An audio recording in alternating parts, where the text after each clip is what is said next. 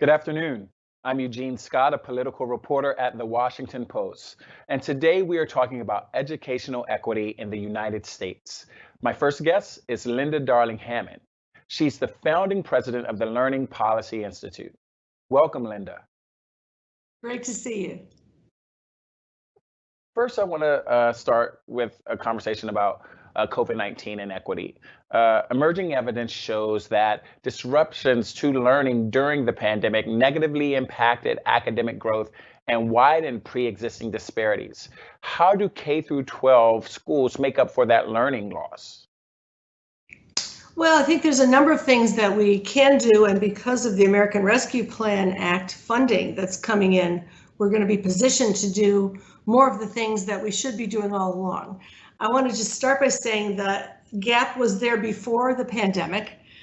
We were alerted to it in part by the huge digital divide that occurred, that we saw. A third of kids did not have computers and hotspots at home to even engage in digital learning.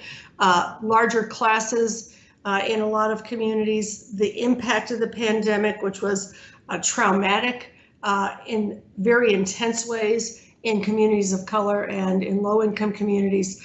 All of those things, of course, were activated and contributing to this learning gap that is growing. What we need to do, of course, is put in the resources, not only for intensive instruction.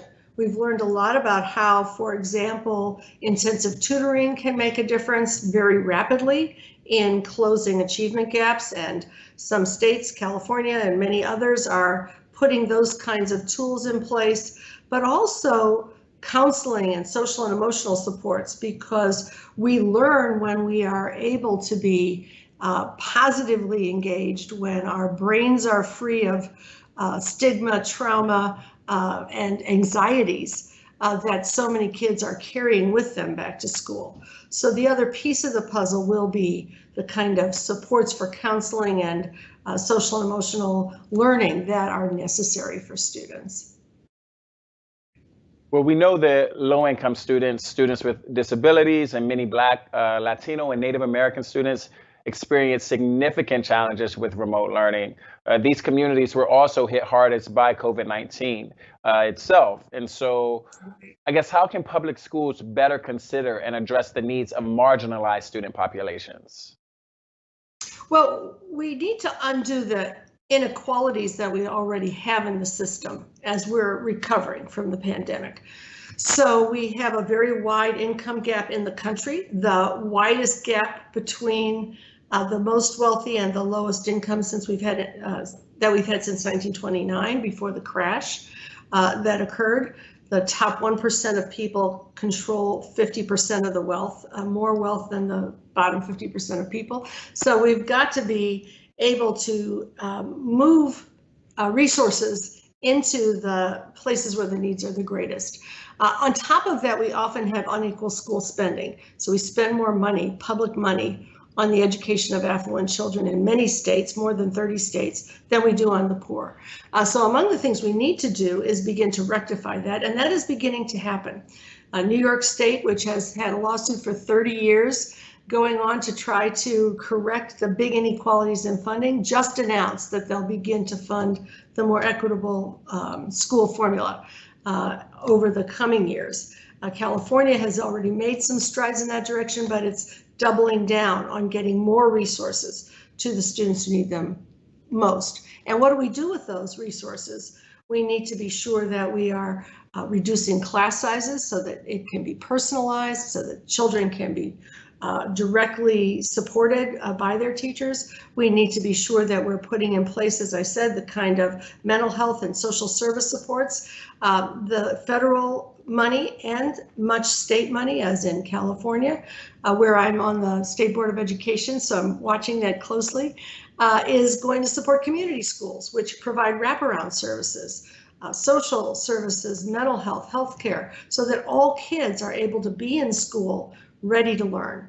And so we have a big agenda for equity in the country. Many, many states are aware of this and pursuing it. The new federal money, $120+ billion to K-12 education, can be used to rectify a lot of these inequalities. And that's the agenda we need to have front of us.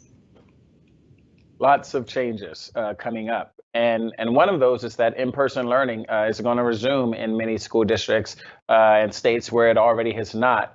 But technology is going to remain an important piece for the future of education. But we know there's a digital divide between affluent communities, predominantly white communities, and those that are more populated with people of color and those from low-income backgrounds. How do we bridge that digital divide? Well, that is one of the things that was, the earliest awareness in the pandemic. And many states are working very diligently. I think in California, we've closed the digital divide probably by more than 2/3 by reaching out to get digital devices in the hands of children. A year ago, I was going with the governor, the first partner, the state superintendent, kind of door to door to corporations and foundations and saying, please put money in the kitty so we could get computers for all our kids. We now have public policy. We now have funding streams. Districts have really reached out. They've gotten hotspots for kids and families. They've gotten computers, but we have to continue it. We don't want to go back to the old normal where we think, oh, we're back in school in person. Those kids don't need computers at home. They do. They need them. Their families need them, not only to be able to do homework and get on the web and do research for their academic studies, but also as families to be able to get benefits and get employment. And all of the things that we need to do in the world today require that digitization. And so again, the American Rescue Plan Act has a major commitment to closing the digital divide, and then states, many of them, are adding on, not only to be sure everyone has devices and hotspots, but to close the sort of last mile infrastructure in rural areas and in urban areas where the bandwidth is not adequate to support all the people. We are making progress on it. We need to just hold that as a commitment that we will close the digital divide in this coming year or two and maintain a system that is equitable. It needs to be like electricity or water. Every household has to have access. So continuing that idea, I mean, you talked a bit about the challenges that remote learning pose for some students, but what specific role do you see technology and digital tools playing in the future of education? Yeah, I mean, this is really an opportunity. We have had to innovate. We closed the school doors physically and people were like, oh my gosh, but all the teachers in this country have had the opportunity to learn to begin to use technology. Some of them have done incredibly innovative things using interactive digital tools for kids around content, connecting the collaborations that kids may engage in to learn, not only within their classroom or their school, but even with children across the world who are studying similar things.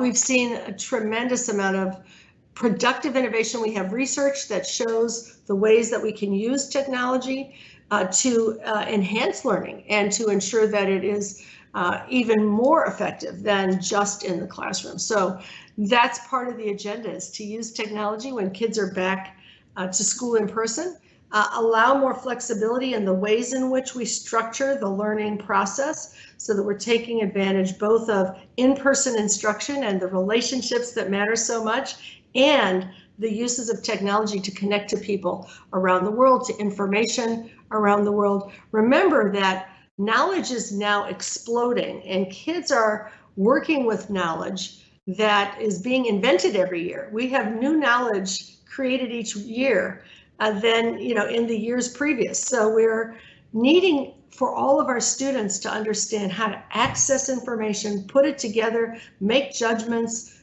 create products and solutions to problems, be able to vet those. And technology is key to that, and teaching them how to be in that mode of learning, as well as in the in-person modes of learning that are also important, is going to be essential for them to survive in the economy and the society that they are entering.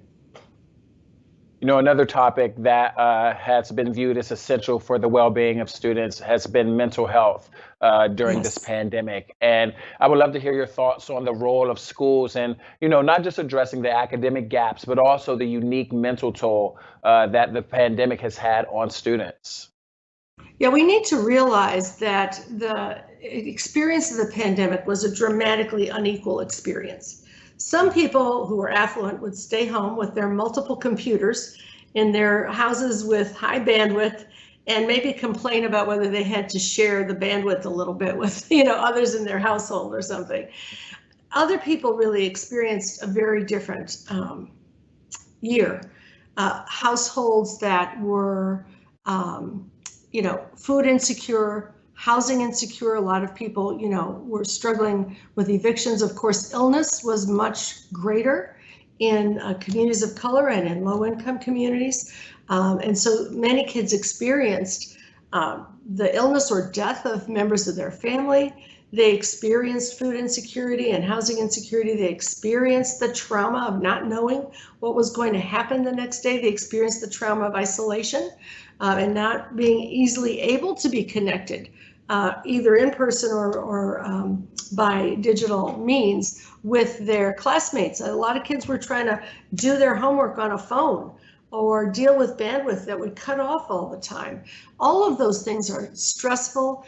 Children will come back to school carrying those stressors with them, carrying that set of traumatic experiences. It's really important that when we start school this year, that educators have the time and the space to create a trusting environment, a caring environment, that counselors are at hand as well, that there's the opportunity for kids to be able to share what they have experienced, to get supports, to process the experience, to feel the love that is needed for them to be able to feel that they can reattach to school, that they can have caring adults who will help them through what they've experienced.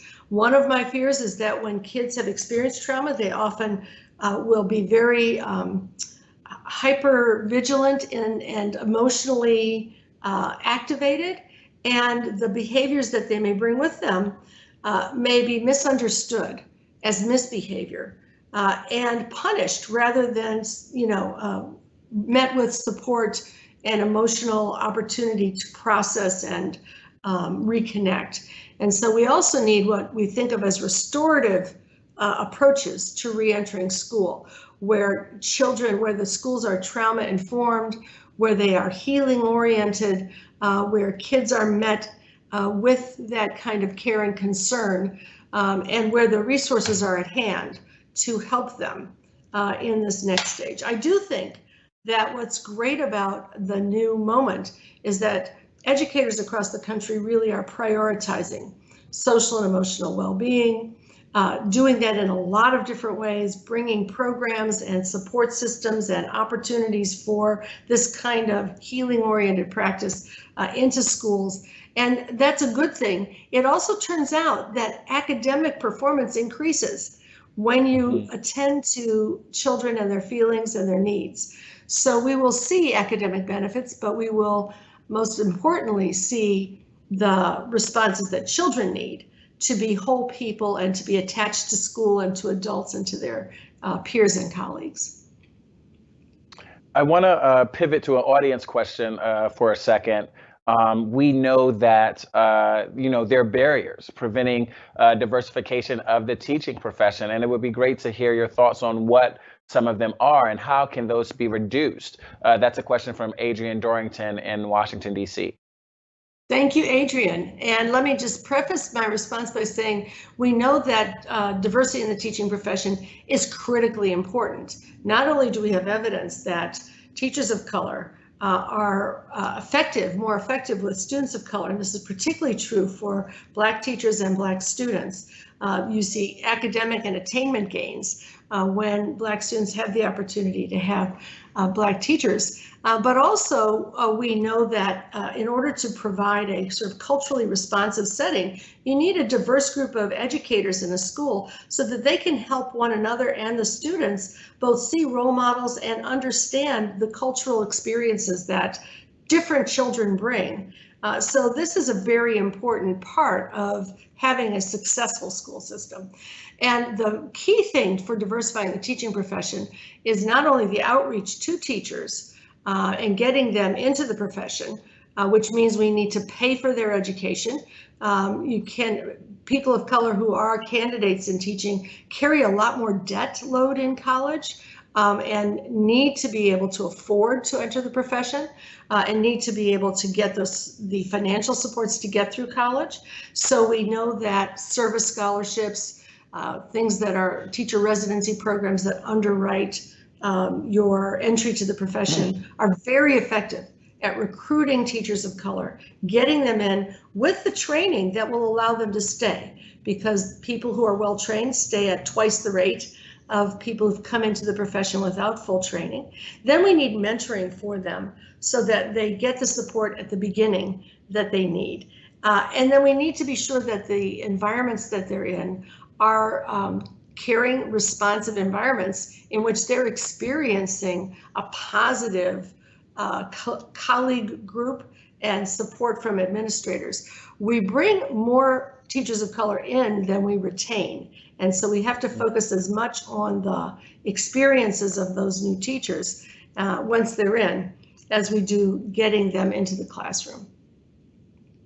Since we're talking about diversity, I wanted to bring up a topic that's been on the minds and mouths of many people in the political space, which is where I normally dwell, and that's critical race theory. And, you know, there's been so much debate about whether critical race theory should be taught in schools or not. Why do you think the country's in such a panic about this? And what are your thoughts on critical race theory? Should it be taught or not? Well, most people misunderstand what it is. Critical race theory is a legal theory. It's something that was developed by legal scholars to look at laws and regulations. And the idea is that you look at laws and regulations with an eye towards whether they are promoting systemic discrimination in society. We have a lot of laws, you know, not only during the era of slavery, but in the many, many decades since, around segregation, around redlining, around the way in which people are assigned to school districts and funding is allocated to those schools and so on. And we can't change those things unless we look at them. So critical race theory says, look at those things so that you can change them. Many people misunderstand what that is, what the term means. But in fact, it's not something that people typically teach in school, except in the context of history and social studies classes, where you might look at law and policy as they have unfolded over many years. I think there's a very different set of questions around how do we make every student from every background well-respected, well-connected, understood, not stigmatized in school. And that really has to do with being fair and supportive to all children and creating a multicultural environment. That really has nothing to do with critical race theory as a form of legal scholarship. As we look towards the fall semester, the CDC says that fully vaccinated teachers and students do not need to wear masks indoors. And the Delta variant is rapidly spreading here in the US, especially in the South. And I just wanted to know if you thought that was the right call to make.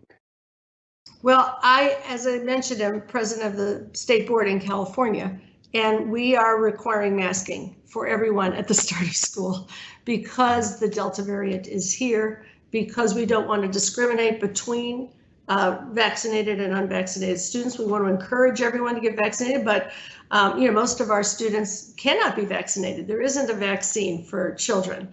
And not only do we have the Delta variant, but we have Epsilon and a number of other ones all the way up to Lambda.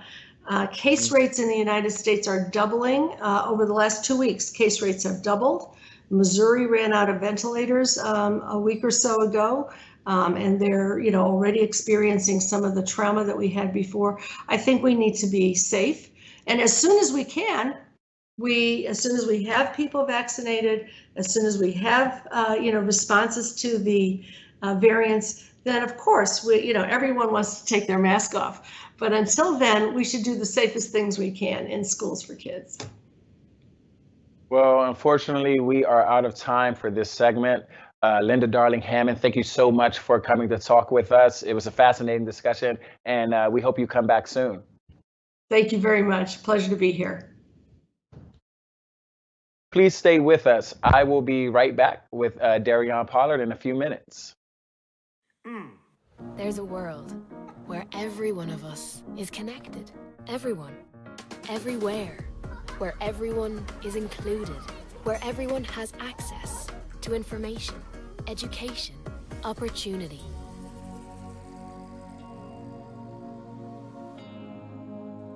When everyone and everything is connected, that's really beautiful. Anything is possible. Good morning. Cisco, the bridge to possible. Hello, I'm Jean Meserve. The pandemic hasn't just disrupted K-12 education. Higher ed has been impacted too, particularly historically Black colleges and universities, or HBCUs. Why? Because coronavirus disproportionately impacted the African American community, and because these institutions have been historically underfunded. Here to discuss is Sherry Slate. Sherry is the Chief Inclusion and Collaboration Officer at Cisco. She is also the Vice President of Inclusive Future and Strategy. Sherry, great to have you with us. I know Cisco is contributing $150 million to the Student Freedom Initiative for technology and tuition assistance. Why did Cisco decide that this was the place it wanted to invest? Jean, it's so good to see you. You see, last year absolutely was a reckoning. It was a reckoning for companies like Cisco that have long been on this journey to solve for fairness, equity, and inclusion. But what I can tell you is that it shined a light on the size of the gap between our aspiration and our effort. What we know today is that we have to take bold, intentional, and deliberate action, and we have to do it in new and different ways. What that means is we have to move beyond the traditional of giving money and expecting someone else to do good with it and or taking an action one time.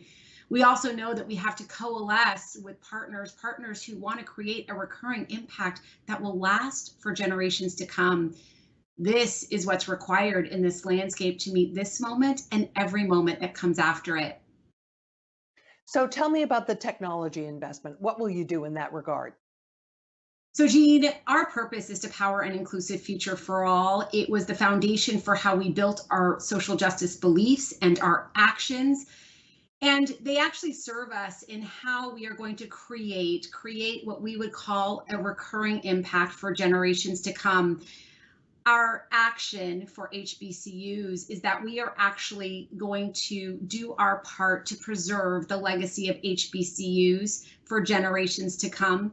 Many might ask why, and the reason is that education is the foundation for generational change. And HBCUs in particular are creating the lion's share of Black talent in America, and they are absolutely vital for creating an extraordinary pipeline of talent for the world. So we are excited to do our part to help preserve the legacy of HBCUs, to ensure that they have the tools and the resources to be relevant in the modern age.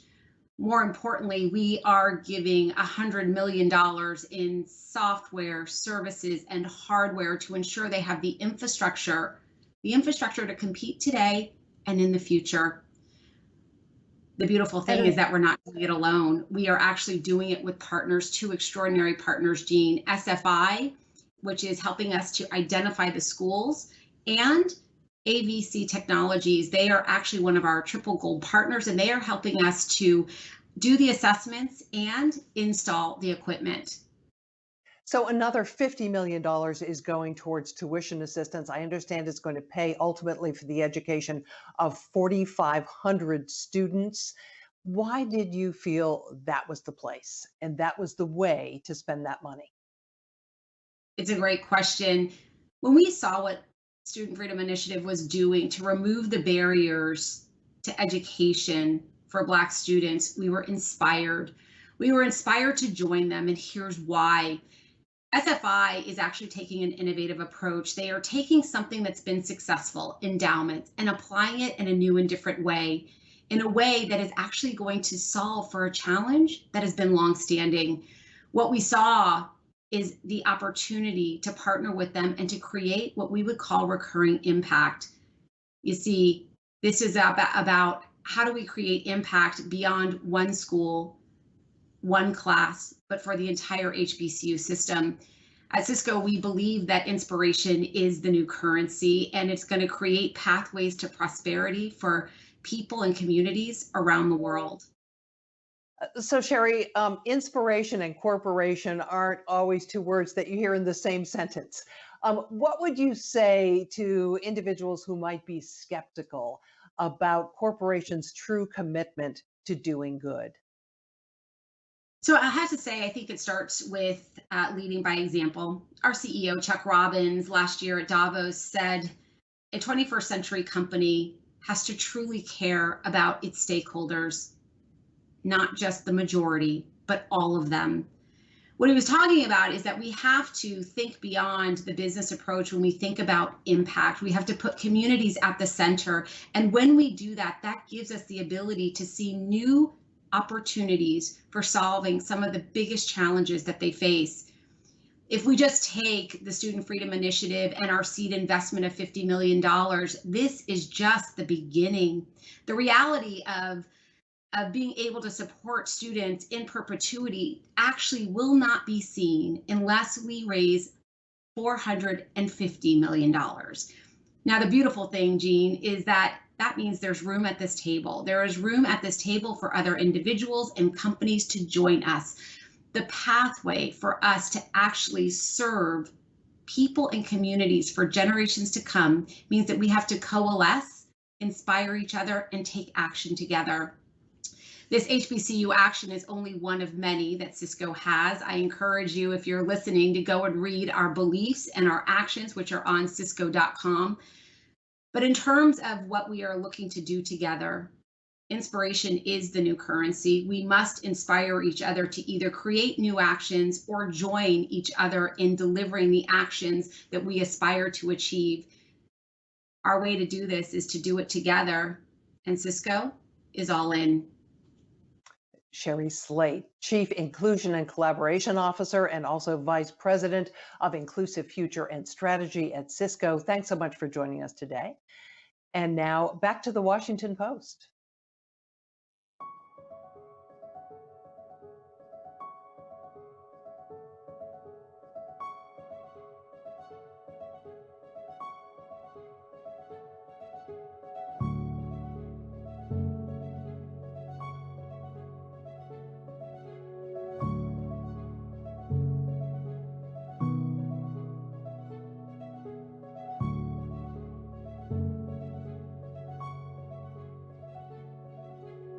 Because not only do our students have oftentimes lack of access to Wi-Fi, they actually have lack of access to technology devices. Again, if we know the number one barrier to college completion is not the absence of education, it's actually the poverty. And this has to be one of the national issues that we have. We see this happening all across the country, rural areas, suburban areas, urban areas, where the digital divide continues to be the great divider in our country.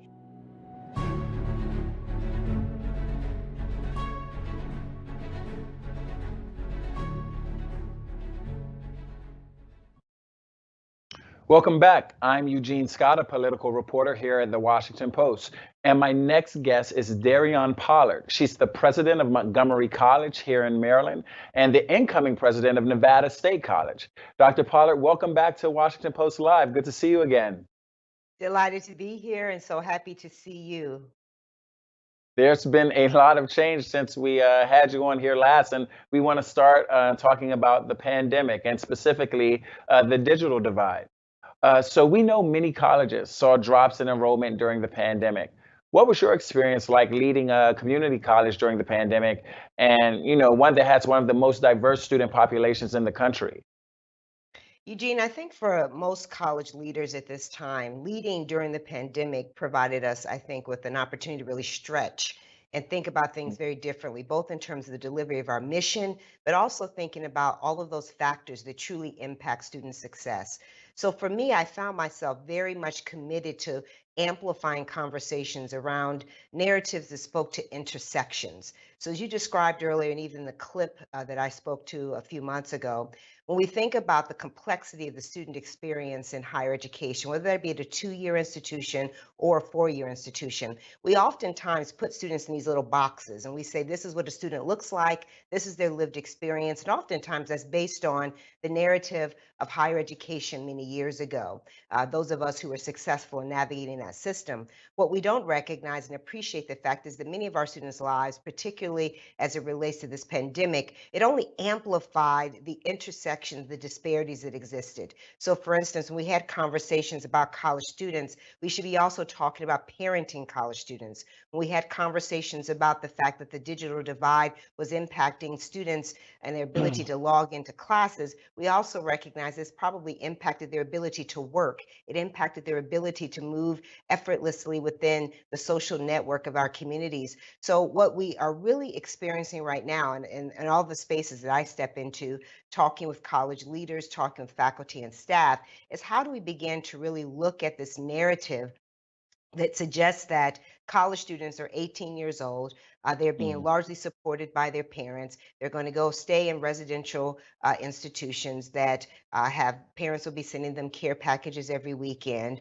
They're going to go out and party on the weekends. They're going to go out and join fraternities and sororities and not necessarily be actively engaged with our communities. That is not the dominant narrative of higher education. In fact, it's the minority of higher education. So how do we make sure that we amplify those stories of equality that really speak to who our students are today, that captures the fact, as your previous speaker, Professor Linda Darling, who I just admire so tremendously, talked about this idea of how our lives as students are so impacted by issues of trauma, how they're impacted by issues of poverty, how they're impacted by issues of inequality, that really are things that we have to address in higher education in the broader conversations right now.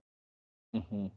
I so appreciated your point about how needing to rethink what a college student looks like. I'm a millennial, and we often talk about how people have this idea about millennials all being 20, when the fact is the oldest group of millennials are now 40. And so that certainly has to rethink how we talk about them when it comes to policy and education. We talk a lot about the challenges that online learning have presented. Can you talk a bit about some of the pros that this experience have presented and opportunities for your students? I really appreciate that observation. And as a Gen Xer, there are certain stereotypes that go through Right. all of our generations. But what I think is interesting about this is kind of related to this question. We describe online learning or the hybrid learning experience as one that potentially had a lot of learning loss for students. The reality is that I think it had a lot of also benefits for our students. Many of our students we found were able to access their learning in non-traditional times. So if we think about a traditional classroom experience, either being 8 to noon or then again being in the evening, 6 to 9, something like that, what we saw is that students were actually able to access not only classroom materials and their learning overnight after they had taken putting their children to bed, help them with their homework or so forth. We also saw them accessing support services in non-traditional times and having greater ability to navigate our systems that way. That for me is one of the big aha moments that we had, is that Again, if we acknowledge the fact, we got to hold two things in our head at the same time, and I say this all the time, that college students are both learners and consumers. And yet we design their learning experience around a consumer mentality that oftentimes is a very traditional 8 to 5 type of traditional workday. That is not what our students are doing. If they're working 8 to 5, it's unreasonable and unfair for us to expect them then to be able to access our services and programs during those time frames. So for us, we saw with online work and learning that took place during the pandemic, we saw our students accessing support services, much more robustly engaged with counseling, with our tutoring services, much more engagement around student life activities. I observed students having quote unquote dance parties they wouldn't have traditionally been able to access in a work day or traditional college day, but they could come online and do it on the weekends together, doing painting exercises. So the reality about this is that the comprehensive student experience, I believe, was broadened and amplified during this time, during online, and it helped make sure that some students aren't left behind. But conversely, and I think an important point for us to recognize is that while there are many students who benefited and excelled during this time, there are also many students for whom this type of learning environment did not work for them. So they need a hybrid model, or they need to be back on campus. And as a result of that, most college universities I know of are going to be doing that. They're going to be delivering almost in 3 modalities, both in an first in an online environment, secondly in a hybrid where you have online and a face-to-face, and then certainly in many face-to-face services, which I think are going to be essential for the future of higher education. Were there any adaptations made out of necessity during the pandemic that worked, really well that you think should remain post-COVID?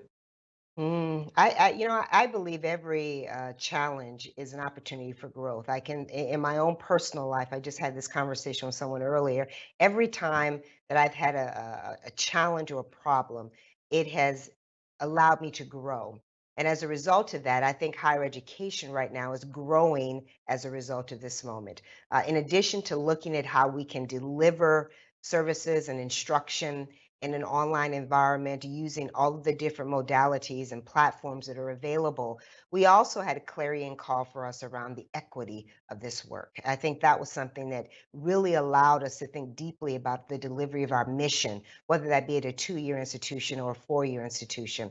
I'd also offer to you that the work around professional development became essential. We're a learning organization, so we typically have had robust professional development programs. What became very important, I think, is that every faculty member who is a gifted instructor teaching in traditional methodology in a face-to-face classroom may not have the experience or training to do that in an online environment.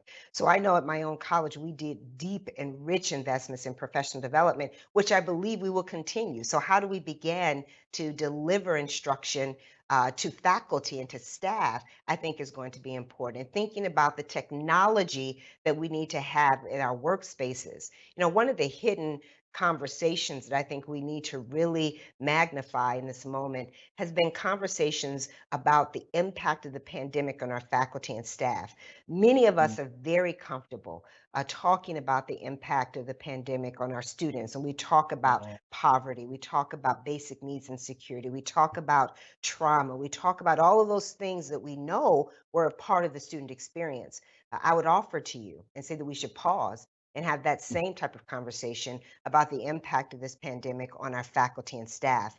While they were delivering the programs and instruction services that we had, they were also experiencing the same trauma, the same loss, the same environments. And we make assumptions about their ability to navigate that. You talked earlier about mental health. Mental health is something that we have to talk about both in terms of students, but also the employees at the institution. So I'm hopeful that we have disrupted as an organization this kind of every day, every semester type of mentality, that we're really looking at these moments of intersection, these moments of things that said to us, aha, let's think about how we can move into this in a post-pandemic reality. Those comments in terms of the things we think about affecting students, but not quite faculty and staff, made me think about how often, when I think about the digital divide, I don't factor in faculty and staff, when the reality is there's probably a digital divide there with some. Yeah, we were passing out thousands of devices to students, whether it be laptops, hotspots. A lot of our students who were working with our disabled student services programs, we were providing specialized technology to them. But and here's the thing that's really interesting about this. We make assumptions about the employees of our organizations. We all think of them as having robust technology at home, access to broadband, access to technologies that will allow them to talk to students in multiple platforms, that they have a camera, they have a microphone, they have the robust needs of that. The reality about that is that many of them don't. And if we wanted to be able to be a comprehensive, full serving institution at this time, we recognize that we needed to provide those same things to our students. Excuse me, to our employees. We do a lot of work as well within our work environment, talking about ergonomics, and we talk about workspaces. We make assumptions again about what employees have at home to do that. The reality that so many of our faculty and staff in their interactions with students were referring them to community services and looking at the safety net and helping those students understand how to navigate that. Guess what? Our faculty and staff needed to do that as well. They had loss. They had family where they may have still been working and receiving a salary from Montgomery College or Nevada State College. The reality is that their parents or their spouse or their children may not have been receiving that. So they are helping to support those environments. So again, this idea of intersections, I think, is going to be important. We have to disabuse ourselves of the notions that people fit into these nice little packages. And in these packages, we've identified a set of characteristics that respond to who they are and what they do. The reality is that's not the case. And as an institution of higher education, institution that should be a caring employer as well as a caring provider of higher education, we have to look at how we do both of those things in very deliberate ways, responding to the needs of our students as well as our employees. And there's a third layer for many of us, it's also the needs of our community, because we were a space where community members came to us to use facilities, to use technology that didn't exist during the pandemic. So now we've got to think about how we help support those community groups that oftentimes support our students, but also add to the value and richness of our communities. So thinking about that, issues related to the digital divide, how do we close that, especially related to, racial and economic disparities when it comes to equity and access to education? How do we fix that? Yeah, if I could answer that question, Eugene, I could probably give myself a Pulitzer or something. But what I could do is offer to you a couple of perspectives about this. And when I'm talking to my colleagues and the things that we're thinking about in this fall semester as we step back, we're thinking about how the safety net has been strained right now. We saw this. So as a result of that, are there ways that technology can help that? We saw the rise, whether it be in the higher ed space or others, virtual counseling services, virtual mental health. That, I think, is something that we would not have ever thought about. In fact, we had many folks within our organizations who rejected the premise that these things could be done virtually. I had to sit across from you in my office to do that. The reality is that's not the case now. I can advise, I can counsel, I can help connect you in ways. So that's very important. I have to acknowledge then the environment in which we're working in as well. Oftentimes we focus on the pandemic of COVID-19 that was taking place in our country for the last 18 months or so. What we also have to recognize, we had a similar pandemic right parallel with it, the pandemic around race in this country, and talking about what's happening in communities and how families and communities are grappling with racial reconciliation. It has to happen right now. You cannot see the continued abuse, regardless of what community you live in, of folks of color and others as well, without figuring out how you grapple with that. And oftentimes, higher education, as these anchor institutions, were the place where we provided the public square for folks to come in and debate these types of issues and to talk about them and theorize about them and just be heard about their experience. So given that, how do we do that also using technology? And we saw that at my own college, where we were very deliberate in using a Zoom platform or other platforms to bring hundreds of people together to talk about that, to educate, to use breakout groups and all of those different things to do that, because you cannot begin to address the problems if you don't talk about them, if you don't talk about the lived experiences of the folks who are living within them. And I think the other thing that we have, I think, can be very important for us is to acknowledge that, yes, while the pandemic forced us to rapidly accelerate our work around professional development and other technology enhancements and in the learning space, we recognize that there are students who did not thrive in this. There was learning stagnation or learning loss. How do we begin to, as a sector, reckon with that and really sit down and think about what happens in our classrooms, what happens in our spaces where students come to for support, and be very direct about how we're going to name that. My own college, Montgomery, has been very deliberate with our board of talking about anti-racist policies and practices. How do we as an organization think deeply about the work of making sure that every student has not only the ability but the right to thrive within our organization? If we do that, let's have a very honest conversation. That means we have to have substantive changes in the way students come into our organizations, how they navigate and wayfind. You know, my chief academic officer says the number one equity conversation, or at least the first equity conversation that an organization has to have is placement testing. Because if we know certain things happen as a result of testing, we need to be very deliberate about how we dismantle that as an organization. So Eugene, I think that there are both very pragmatic things organizations are going to be thinking about in terms of how they deliver their mission. But I think also this moment is going to around issues of equity, the digital divide. All of those factors are also going to be mission in types of conversations we have to have. And organizations that are boundary spanning, that move beyond just this very elementary understanding of the work that they do, are going to be the organizations that thrive and have the most successful, I believe, impact on the students and communities that we serve. Well, another popular conversation related to equity, specifically racial equity, as you know, is the cost of higher education. We know that Black students in the U.S. hold substantially more debt than their white counterparts by age 25. And some lawmakers, as a result, want to cancel all or most student debt. Quite a few lawmakers do not. Do you think doing that, canceling student debt, at least some of it, would promote more racial and economic equity? Yeah, and this is why I loved your question earlier when you were talking with Professor Darling, is to really understand, and it's to understand the historic and Mm. systematic nature of how racism and white supremacy has affected this country. And if we go back and look at historical understandings about that, then we are better able to step into this conversation. And what we know is that the income and the generational wealth that has been lost in Black and Brown communities as a result of systemic racism is one indeed that we must pay attention to. So if we want to have conversations about students, why do students take out in large parts significant amounts of student loan? It is because they do not have come from families that have the ability to make investments in their education from savings. These are oftentimes students as well who are trying to work and go to school at the same time. And yes, there are going to be some who will say, yes, this student took out thousands of dollars of debt and they did not use that for schooling, they used it for other things. I think those are outliers and misnomers that are, red herrings to distract us from the conversation that really needs to be had. We know that many students take out high numbers of student debt because they want their families to have their future, to have their version of the American dream. And the reality about this is that student debt is crippling a generation. You talked about millennials, you talk about Gen Xers. I have friends of mine who know they will be paying student debt until the day they retire because but it changed their life.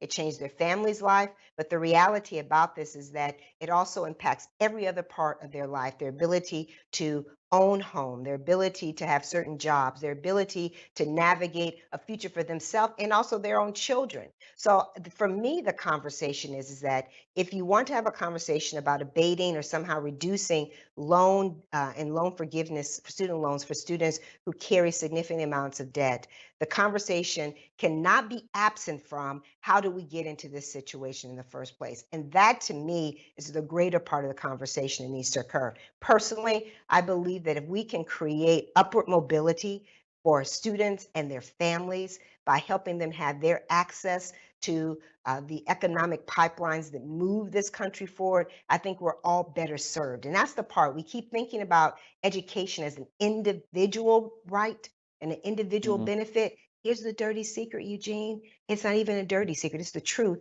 is that it benefits all of us if we choose to live in Societal an good, yeah. educated society. Exactly. Mhm. Mhm. That's so much to think about, and I think we here at Post Live would love to have you back to expand upon these conversations and to keep our listeners informed on the topics that matter most to you as you move forward to the other side of the country. Thank you so much, Dr. Pollard, for coming out.